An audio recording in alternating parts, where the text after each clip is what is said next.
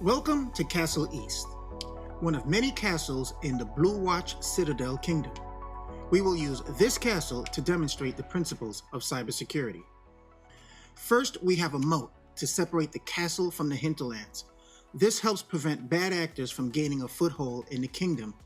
We can either further make a deterrent by putting in alligators, snakes. We can put a flammable liquid into the water and then light it on fire to create a ring of protection. This is going to give us a lot of protection. We also have a perimeter fence to protect the interior lawn from the outside world, representing the concept of defense in depth. Defense in depth is a security strategy that uses multiple layers of protection so that if one layer fails, others still provide defense. This strategy reduces vulnerabilities and strengthens security. There's a guard on the wall that acts as an intrusion detection system, an IDS. An IDS monitors traffic for suspicious activity and alerts security teams if it detects potential threats. It doesn't block, just watches and warns. Something along the lines, if you see something, say something. Now, if a visitor arrives from a distant land, they must pass through checkpoint A. This is where all weapons are surrendered. Weapons, contraband, and all other unauthorized items are kept in the demilitarized zone. The DMZ is an area that isolates sensitive systems from untrusted external networks while allowing limited communications.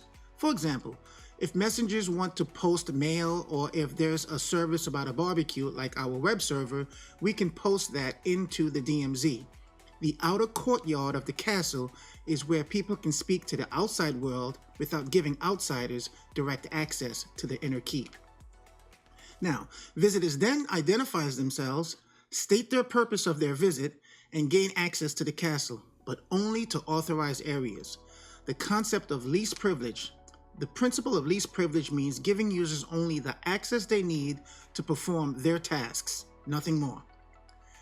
Guards also serve as intrusion prevention systems, monitoring activity, issuing alerts, and taking action against suspicious behavior. At the heart of the castle is the Royal Watchtower, the Security Information Event Management System, also known as the SIEM. The SIEM gather reports from every guard, gate, and wall to spot patterns, raise alarms, and coordinate defenses across the entire kingdom. A SIEM collects and analyzes security data from across the network to detect threats, issues alerts, and help respond to incidents, all in one central place. Now, modern network architecture mirrors this castle design with firewalls, a DMZ, additional firewalls, and controlled access to the local area network. In these videos, we will build this network from the ground up, starting with VirtualBox, a free open source virtualization platform that enables running multiple operating systems on a single device.